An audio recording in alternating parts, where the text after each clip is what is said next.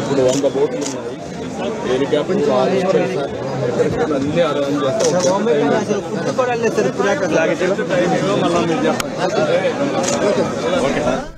ముఖ్యమంత్రి చంద్రబాబు విజయవాడ సింగ్ నగర్ లో ముంపు ప్రాంతాలను పర్యటిస్తూ ఉన్నారు. పలు కాలనీలు పూర్తిగా జలదిగ్బంధమైపోయిన పరిస్థితి మనం చూస్తూ ఉన్నాం. అయితే ఆయా ప్రాంతాల్లో ఏపీ సీఎం చంద్రబాబు వరద ప్రభావిత ప్రాంతాల్లో ముంపు బాధితులతో మాట్లాడుతూ ఉన్నారు. అక్కడ అధికారులతో సమీక్షిస్తూ ఉన్నారు. అక్కడ అందుతున్న సహాయ సహకారాలు బాధితులను అడిగి తెలుసుకున్నారు. ఇంకా చేపట్టాల్సిన సహాయ సహకారాలు ఏమైనా ఉంటే అక్కడ అధికారులు వెంటనే హుటాహుటిన ఆదేశాలు జారీ చేస్తూ ఉన్నారు. ప్రస్తుతం మనం చూస్తూ ఉన్నాం వర్షంలోనే ఏపీ సీఎం చంద్రబాబు ముంపు ప్రభావిత ప్రాంతాల్లో పర్యటిస్తూ ఉన్నారు. సింగ్ నగర్ పూర్తిగా జలదిగ్బంధం అయిపోయింది. ఆయా ప్రాంతాల్లో సీఎం చంద్రబాబు పర్యటిస్తూ ఉన్నారు. నిన్న అర్ధరాత్రి కూడా బోటు సహాయంతో సెల్ ఫోన్ల వెలుగుల్లో ప్రభావిత ప్రాంతాల్లో పర్యటించారు. ప్రస్తుతం ఉదయం కూడా ఏపీ సీఎం చంద్రబాబు ప్రభావిత ప్రాంతాల్లో పర్యటిస్తూ ఉన్నారు. బాధితులను అడిగి తెలుసుకుంటున్నారు. ఎటువంటి సహాయ సహకారాలు అందుతున్నాయి ఏంటి అని కూడా వారిని అడిగి తెలుసుకుంటున్నారు. మరోవైపు ఎన్డీఆర్ఎఫ్ ఎస్డీఆర్ఎఫ్ బృందాలు కూడా చేరుకున్నాయి. పలు బోర్డులు అక్కడికి చేరుకున్నాయి. మరోవైపు కొన్ని హెలికాప్టర్లు కూడా సిద్ధం చేశామంటూ కూడా కొద్దిసేపటి క్రితమే ఆ వరద ప్రభావిత బాధితులకు వివరిస్తూ ఉన్న దృశ్యాలు మనం చూసాం.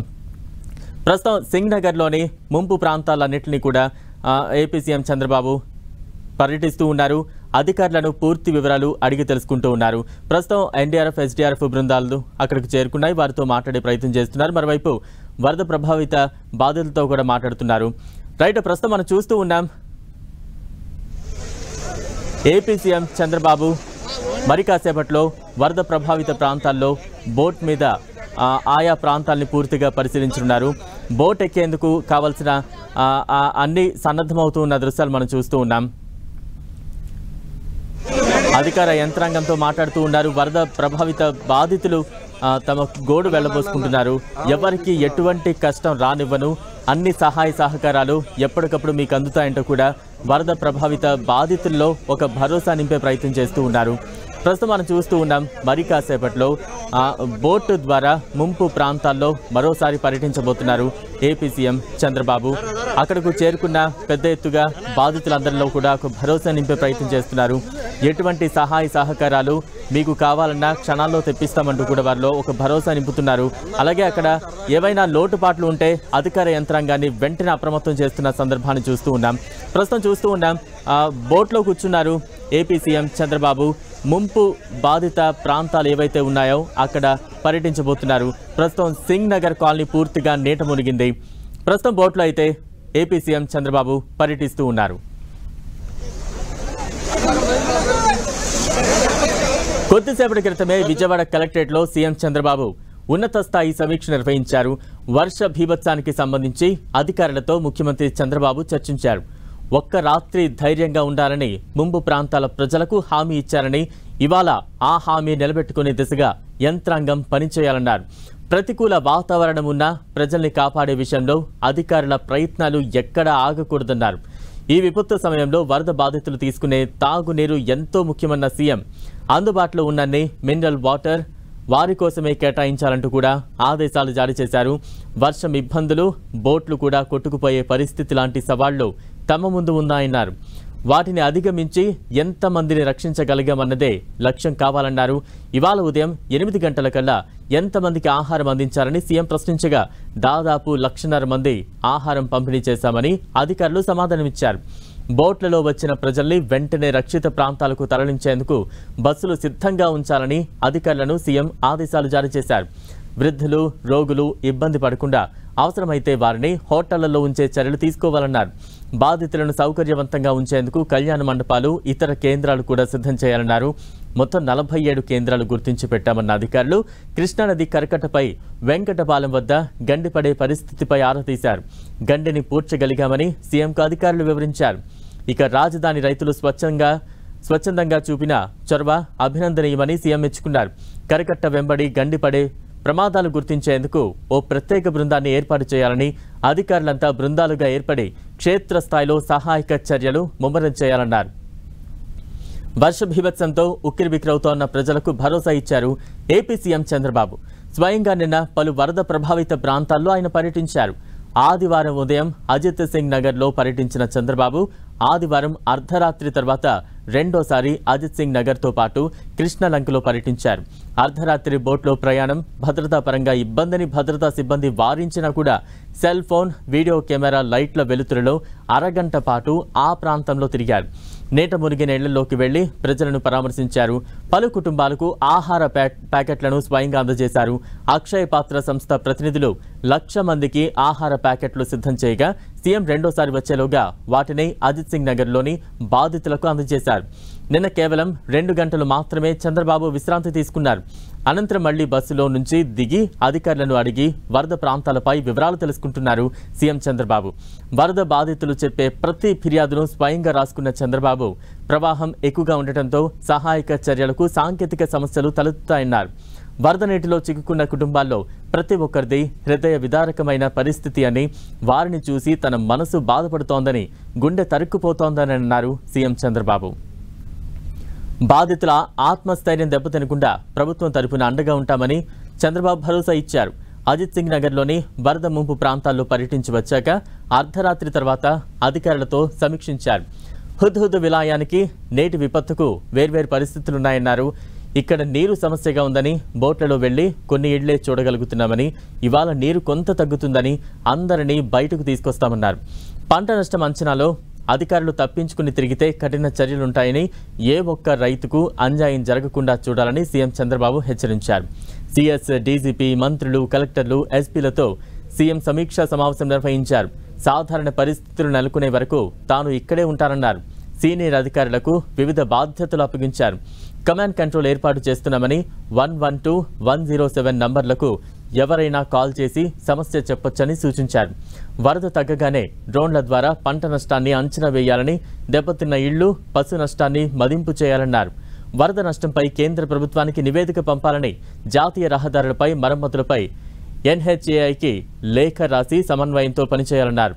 వరద ప్రాంతాల్లో డ్రోన్లు, సీసీటీవీ కెమెరాల ద్వారా పరిస్థితిని ఎప్పటికప్పుడు సమీక్షించాలని, గ్రామాల్లో పారిశుద్ధ్య పనులు వెంటనే చేపట్టాలని అధికారులను సీఎం చంద్రబాబు ఆదేశించారు.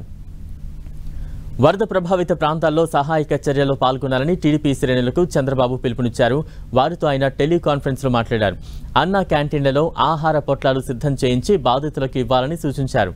ఎమ్మెల్యేలు, మంత్రులు, ఎంపీలు అందరూ అందుబాటులో ఉండాలని, మీరు ఏ కార్యక్రమాలు చేశారో సమీక్షిస్తానన్నారు.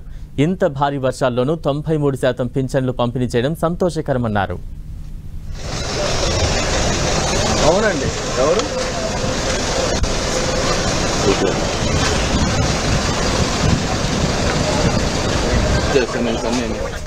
రైట్. ఇక వరదకు సంబంధించి తాజా అప్డేట్స్ అందించేందుకు మా ప్రతినిధి రవిచంద్ సిద్ధంగా ఉన్నారు. రవిచంద్, ప్రస్తుతం వరద ప్రభావిత ప్రాంతాల్లో ఎటువంటి సిచ్యువేషన్స్ నెలకొని ఉన్నాయి? మరోవైపు ఏపీ సీఎం చంద్రబాబు ప్రతి క్షణం కూడా క్షుణ్ణంగా అధికారులతో సమీక్షా సమావేశం నిర్వహిస్తున్నారు. ఆయనే క్షేత్రస్థాయిలో కూడా పర్యటిస్తూ ఉన్నారు. ఎటువంటి అప్డేట్స్ ఉన్నాయి? బలరాం, మొత్తానికి రాత్రి నుంచి కూడా ముఖ్యమంత్రి తన శ్రమకు తగ్గ ప్రతిఫలం అయితే దక్కుతుందని చెప్పుకోవచ్చు. మొత్తం కూడా పరిస్థితులు ఇప్పుడే ఉద్రిక్త పడుతున్నాయని కూడా మనం చెప్పుకోవచ్చు. మొత్తానికి ఈ ఉదయం నుంచి కొంత ఆ వరద అయితే ఇప్పుడు వరకు కూడా వర్షాలు బాగా పడినాయి, కానీ 1 గంట నుంచి వర్షాలు తగ్గడంతో కొంత ఊపిరి అయితే పీల్చుకుంటున్నారు. ముఖ్యమంత్రి రాత్రి నుంచి అహర్నిశలు కృషి చేస్తున్నారు. రాత్రి అంతా కూడా ఆయన మెలకుగానే ఉన్నారు. 3 సార్లు ఆయన వరద ప్రభావిత ప్రాంతాల్లో తిరిగి వచ్చారు. అధికారులందరినీ కూడా ఎప్పటికప్పుడు అప్రమత్తం చేస్తూ ఉన్నారు. ఆయన ఏదైతే ముందుగా ఆయన నిన్న సాయంత్రం 4 గంటలకు వరద ప్రభావిత ప్రాంతాలకు వెళ్ళిన తర్వాత అక్కడ పరిస్థితిని ఆయన మొత్తం కూడా అబ్జర్వ్ చేశారు.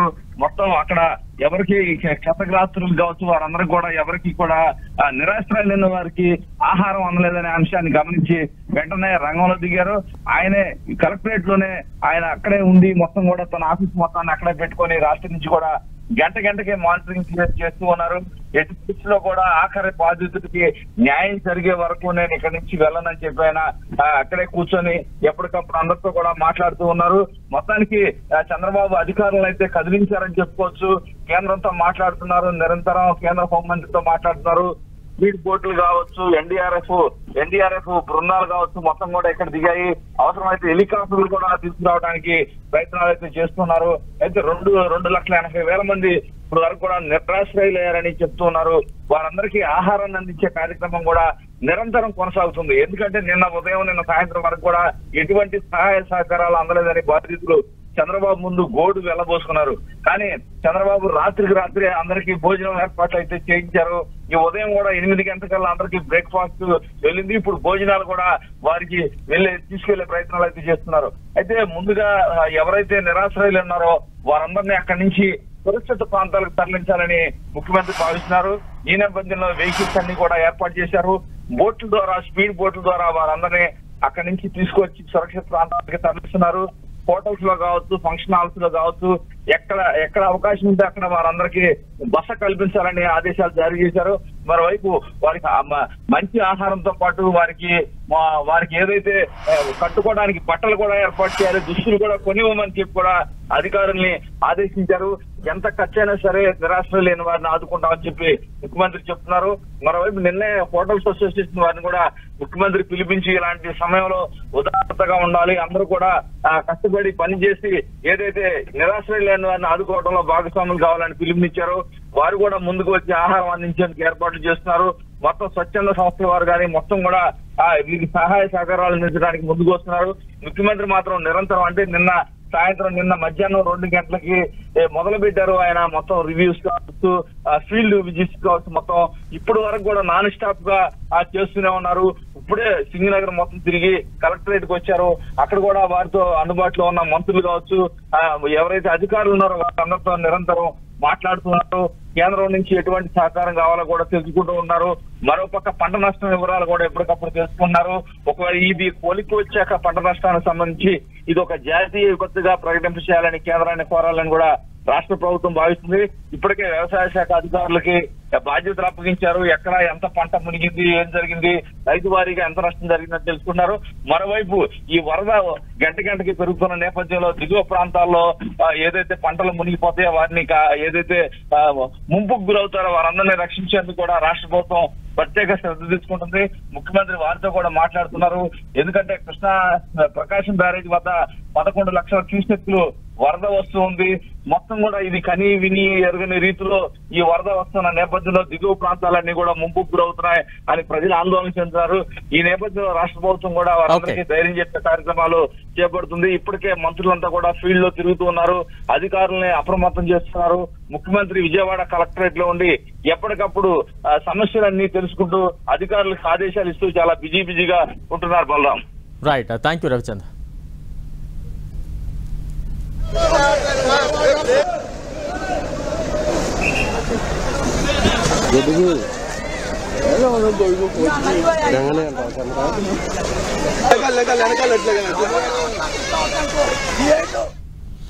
సీఎం చంద్రబాబు కేంద్ర విమానయాన మంత్రి రామ్మోహన్ నాయుడు ఆదేశాలతో పంజాబ్ లోడాన్ నుంచి వరద బాధితులను గన్నవరం ఎయిర్పోర్ట్ కు తరలించారు అధికారులు.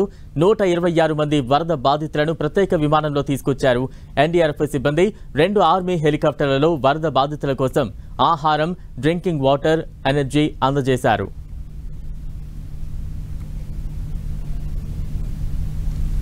విజయవాడలో ఫ్లడ్ సిచ్యుయేషన్ చాలా తీవ్రంగా ఉంది. దాంతో చాలా మంది జనాలు స్టాండ్ అయిపోయారు. వాళ్ళకు కావాల్సిన flood relief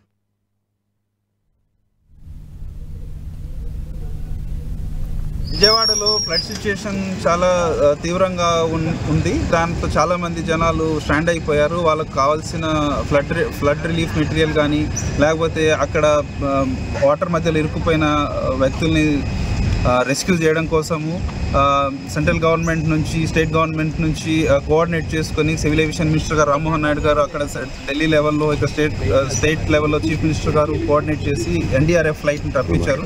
morning 6:30కి flight land అవ్వడం జరిగింది. అలాగే ఇక్కడ నుంచి మనకు rescue operations and flood relief material కూడా వాటరు, బిస్కెట్ ప్యాకెట్స్, మిల్క్ ఇలాంటివి ఇక్కడ నుంచి పంపించడం జరుగుతుంది. ఒక నేవీ హెలికాప్టర్ ఒకటి ఇక్కడ నుంచి ఆపరేట్ అవుతూ ఉంది.